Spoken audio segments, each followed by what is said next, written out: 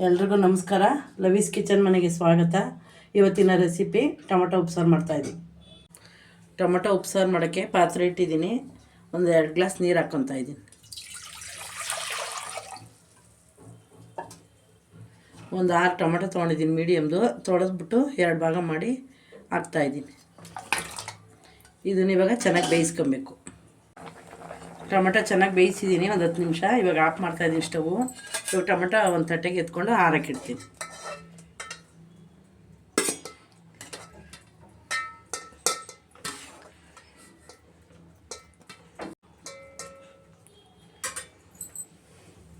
ಈ ಟೊಮೊಟೊ ಆರಲಿ ಅಷ್ಟರಲ್ಲಿಗೆ ಮೆಣಸಿನ್ಕಾಯಿ ಹುರ್ಕೊಂತೀನಿ.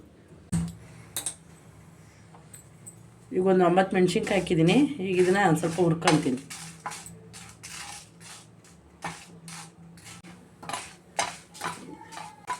ಮೆಣಸಿನ್ಕಾಯಿ ಹುರಿದಾಗಿದೆ. ಇದೊಂದು ಸ್ವಲ್ಪ ಆರಬೇಕು. ಆರಕ್ಕೆ ಬಿಡ್ತೀನಿ.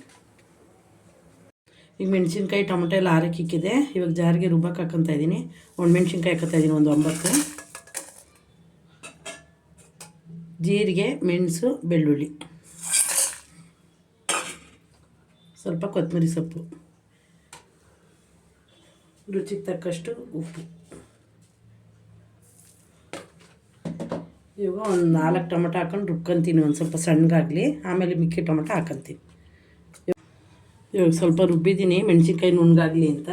ಇವಾಗ ಇನ್ನು ಮಿಕ್ಕಿರೋ ಟೊಮೊಟೊ ಹಾಕ್ಕೊತಾ ಇದ್ದೀನಿ.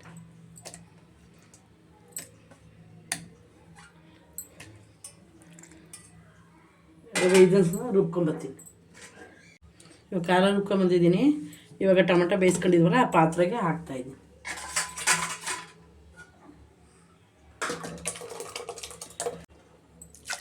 ಇವಾಗ ನಾನು ಟೊಮೊಟೊ ಬೇಯಿಸ್ಕೊಂಡಿದ್ದು ನೀರು ಮಿಕ್ಕಿತ್ತು, ಅದಕ್ಕೆ ಖಾರ ಹಾಕಿದ್ದೀನಿ. ಇವಾಗ ಸರಿ ಹೋಗಲಿ, ಇಲ್ಲಾಂದರೆ ಸ್ವಲ್ಪ ನೀರು ಹಾಕಬೇಕಾಗುತ್ತೆ. ಇವಾಗ ಇದು ಸರಿ ಹೋಗಿದೆ. ಅದಕ್ಕೆ ಇವಾಗ ಒಂದು ಕುದಿಸ್ಕೊಬೇಕು. ಇವಾಗ ಸಾಂಬಾರು ಕುದೀತಾ ಇದೆ. ಇವಾಗ ಟೊಮೊಟೊ ಉಪ್ಸಾರು ರೆಡಿಯಾಗಿದೆ. ಈ ಸಾಂಬಾರಿಗೇನು ಒಗ್ಗರಣೆ ಆಗಲಿ ಏನೂ ಮಾಡೋಂಗಿಲ್ಲ. ಇಷ್ಟೇ. ಇದು ಬಿಸಿ ಮುದ್ದೆಗೆ ಅನ್ನಕ್ಕೆಲ್ಲ ತುಂಬ ಚೆನ್ನಾಗಿರ್ತೈತೆ. ಈ ರೆಸಿಪಿ ನಿಮ್ಗೆ ಇಷ್ಟ ಆದಲ್ಲಿ ನಮ್ಮ ಚಾನಲ್ ಸಬ್ಸ್ಕ್ರೈಬ್ ಮಾಡ್ಕೊಳ್ಳಿ, ಲೈಕ್ ಮಾಡಿ, ಶೇರ್ ಮಾಡಿ. ಹೊಸ ರೆಸಿಪಿ ಜೊತೆ ಸಿಗ್ತೀನಿ.